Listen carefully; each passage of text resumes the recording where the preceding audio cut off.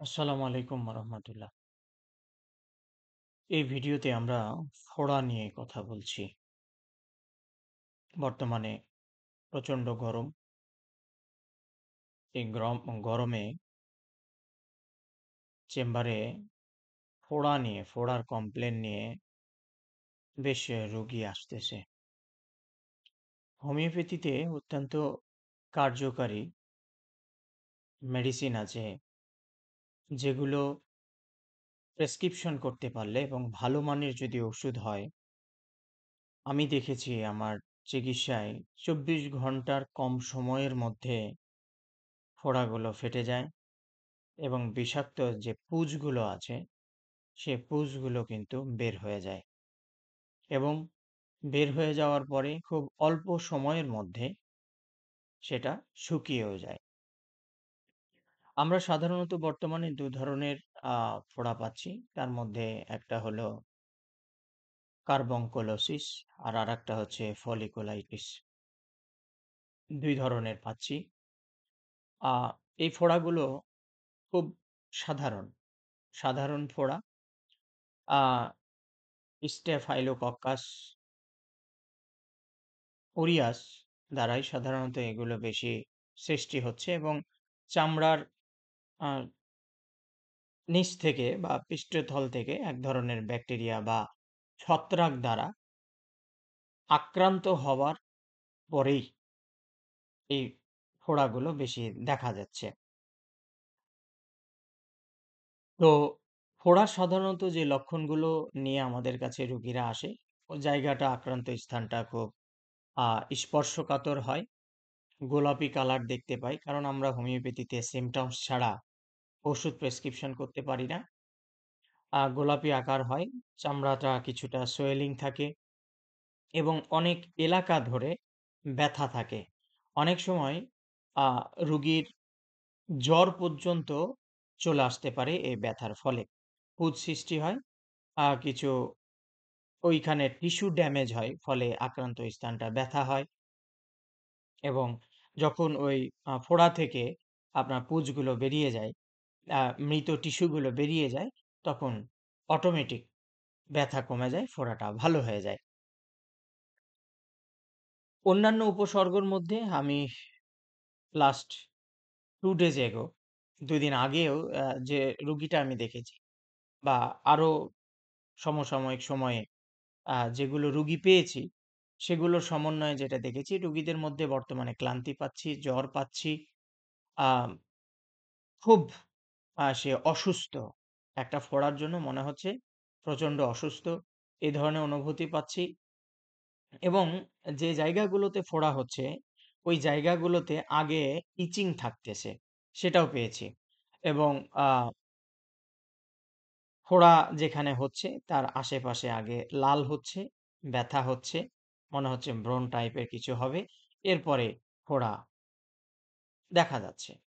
তো আমরা আ পরীক্ষা-নিরীক্ষা করতে পারি। ব্যাকটেরিয়া আ কি ধরনের সে সম্বন্ধে জানার জন্য ল্যাব টেস্টও করতে পারি। যখন দেখবেন যে ফোড়া একের পর এক উঠতেই আছে, কোনোভাবেই কথা শুনছে না, সেক্ষেত্রে আমরা ল্যাব টেস্টও করতে পারি প্রয়োজন অনুসারে।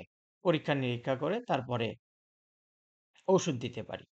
আমাদের হোমিওপ্যাথিতে ১ম শ্রেণীর যতগুলো ফোড়ার ঔষুধ আছে, তার মধ্যে ২ টো ঔষুধ আমি হামেশাই ব্যবহার করে রেজাল্ট পাই। একটা হচ্ছে হেপার-সালফ, অন্যটা হচ্ছে মাইরিস্টিকা। এছাড়াও গুরুত্বপূর্ণ আরো ওষুধের মধ্যে belladonna, arnica মন্টেইনা, সাইলেশিয়া, merc sol, Lachesis, ইচেনেশিয়া, nitric acid এবং পাইরোজেনামের মতো ঔষধগুলোও আমরা কিন্তু ব্যবহার করি। ধৈর্য সহকারে শোনেন, আমি ঔষধগুলোর আ আমার ক্লিনিক্যালি যেই সিম্পটমস গুলোর উপরে বেশি গুরুত্ব দিয়ে আমি প্রেসক্রিপশন করে ২৪ ঘন্টার কম সময়ের মধ্যে রোগীর ক্ষেত্রে রেজাল্ট পেয়েছি, আমি সেগুলোই আপনাদেরকে বলছি। কাজে আসবে আপনাদের। বেলেডোনার ক্ষেত্রে যেটা আগে দেখতে হবে সেটা হলো আর্লি স্টেজ অফ বয়েল। ফোড়ার প্রাথমিক স্টেজের, মানে ওই যে এখনো প্রকাশ পায়নি, আক্রান্ত স্থানটা লাল গরম হয়েছে, ওই স্টেজ যেটাকে আর্লি স্টেজ অফ বয়েল বলি, এই ক্ষেত্রে আমরা বেলেডোনাকে ব্যবহার করতে পারি। যখনই ফোড়াটা উঠেছে, মাত্র উঠেছে, এই সময়টাতে আমরা বেলেডোনাটা ব্যবহার করব। কিন্তু শর্ত হলো ৩ টা জিনিস। একটা হলো ব্যথা থাকবে, একটা হচ্ছে লাল থাকবে, আর একটা হচ্ছে আক্রান্ত স্থানটা গরম থাকতে হবে। তবে আপনি যদি ফোড়া ফাটাতে চান, মানে আপনি তো ডাক্তার, রোগী যদি ফোড়া ফাটাতে চায়, তাহলে কিন্তু কখনোই বেলেডোনা ১ম এ প্রেসক্রিপশন করলে পুজো আসবে না, ফাটবেও না। মানে ওই যে কথা আছে না? বিসমিল্লাতেই খতম হয়ে যাবে এরকম।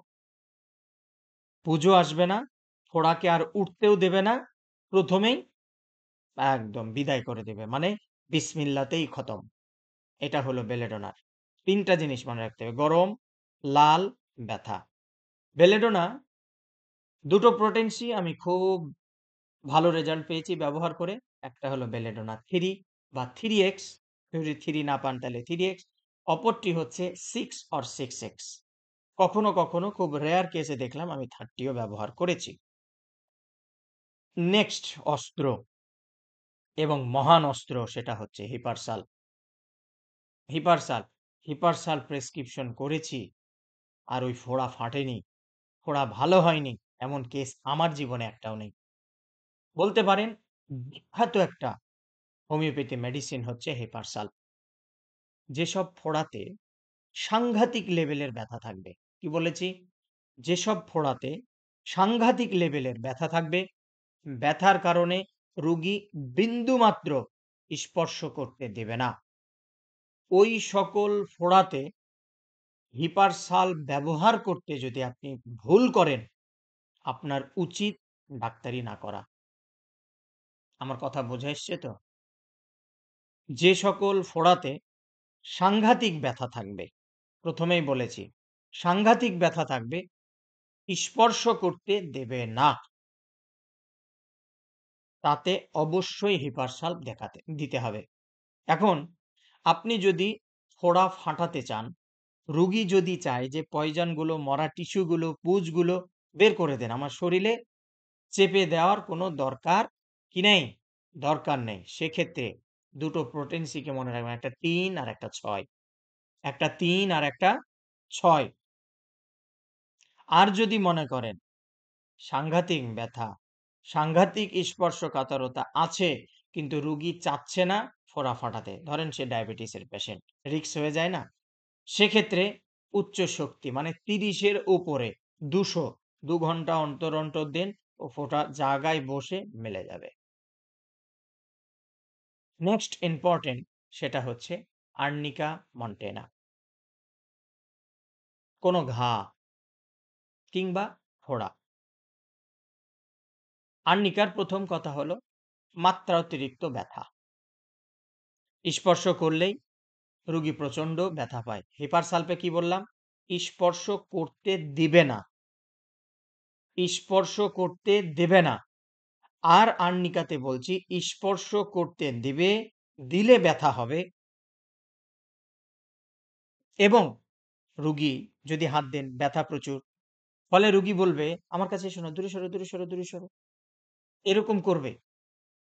ভয় পাবে, সাবধানতা অবলম্বন করবে। যেন আমার ওই আক্রান্ত স্থানটাতে কেউ ধাক্কা না দেয়। যেন আমার আক্রান্ত স্থানটাতে বা ঘায়ে ধাক্কা না দেয়। তখন আর্নিকা 6 অথবা 30 প্রেসক্রিপশন করেন। জাদুর মতো, ম্যাজিকের মতো ফোড়া ভালো হয়ে যাবে। অন্যান্য ঔষুধের মধ্যে আরেকটা গুরুত্বপূর্ণ ঔষুধ হচ্ছে সাইলেশিয়া। মারাত্মক দামি ঔষুধ, মারাত্মক দামি ঔষুধ। যেমন বালু দিয়ে, সিমেন্ট দিয়ে, ইট পাথরের সাথে মিশ্রিত করে আপনার বাড়ির ভিত তৈরি করছেন, ঠিক একটা বাচ্চা জন্মের পর থেকে মৃত্যু পর্যন্ত এর যত বিশৃঙ্খলা আছে, এর শরীরের যত ইমিউনিটি সিস্টেম বাড়ানো দরকার, ভিত গড়া দরকার, এই সাইলেশিয়াই সেটা করতে পারে। ফোড়া পেকে গেছে, ফোড়া পেকে গেছে, অনেক দিন হয়েছে, বেরিয়েও গেছে। কিন্তু প্রতিদিনই কিছু রস এসে জমা হচ্ছে আর বেরোচ্ছে। কিছুতেই শুকাতে পারতেছেন না। কিছুতেই শুকাতে পারতেছেন না, ভালো করতে পারতেছেন না। খুব স্লো মোশনে সারতেছে। এমন তো অবস্থায় ১ টা ২ আউন্সের শিশিতে সাইলেশিয়া দেন, ও পুঁজ শুকিয়ে ভালো হতে দিশে পাবে না। শর্ত হলো সাইলেশিয়ার পুঁজগুলো হবে পানির মতো সাদা, হলুদ আকার হবে না বন্ধুরা। দামি সিম্পটমস আমি হরহামেশা এগুলো লক্ষণের উপরে ব্যবহার করি, রেজাল্ট পাই। নেক্সট ইম্পর্টেন্ট সিম্পটম মেডিসিন হচ্ছে মার্কসল। ফোড়া হয়েছে, ঘা হয়েছে, পুঁজ হয়েছে, কিন্তু বারবার আসছে। এসে আক্রান্ত স্থানটাকে সিফিলিটিক কন্ডিশন করে দিচ্ছে। আপনার সেরা অস্ত্র হলো মার্কসল। মার্কসলের ব্যথা সারাদিন নেই। যেই সন্ধ্যা হবে, যেই বেলা গড়াতে থাকবে, সূর্য নামতে শুরু করবে, আর এই ব্যথা আস্তে আস্তে গিয়ার দিতে থাকবে, মানে বাড়তে থাকবে।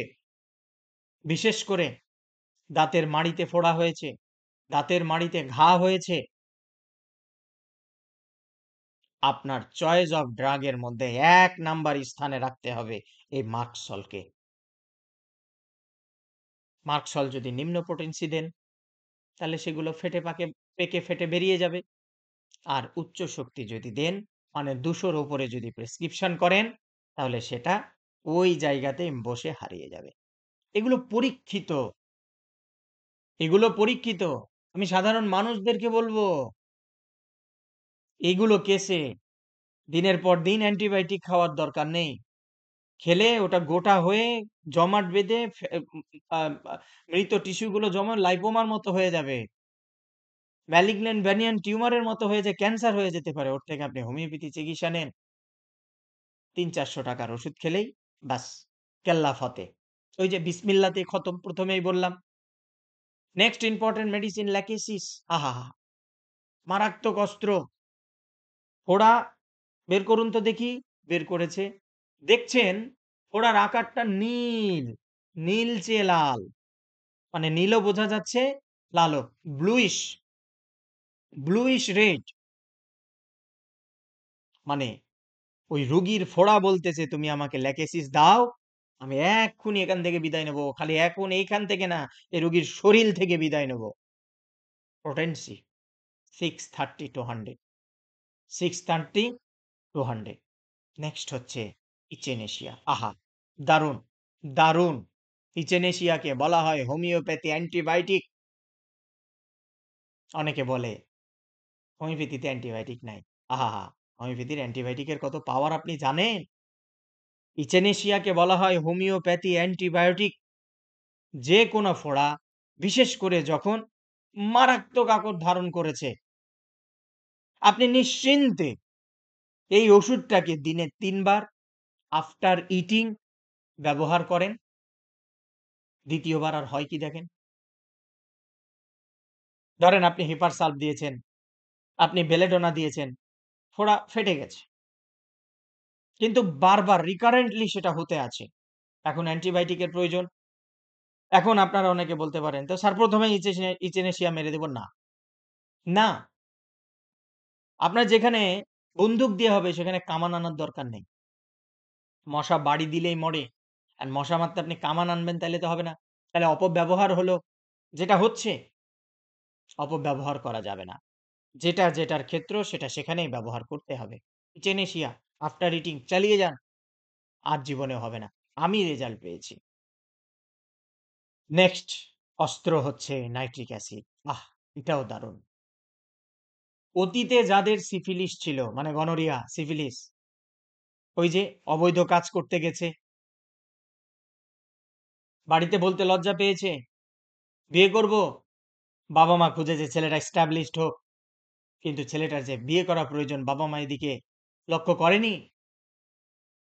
নোংরা জায়গায় গেছে, নোংরা বন্ধু-বান্ধবীদের সাথে চলেছে, বা বিভিন্ন পাবলিক টয়লেটে বিভিন্ন জায়গা ব্যবহার করার কারণে সে সিফিলিসে আক্রান্ত হয়েছে, বা সে কোনো সিফিলিস আক্রান্ত পিতামাতার সন্তান, তাদের শরীরে যদি ফোড়া হয়, তাদের শরীরে যদি ঘা হয়, তাইলে আপনার প্রধান অস্ত্র হচ্ছে নাইট্রিক অ্যাসিড। আপনাকে কখনোই বিফলে যেতে দেবে না।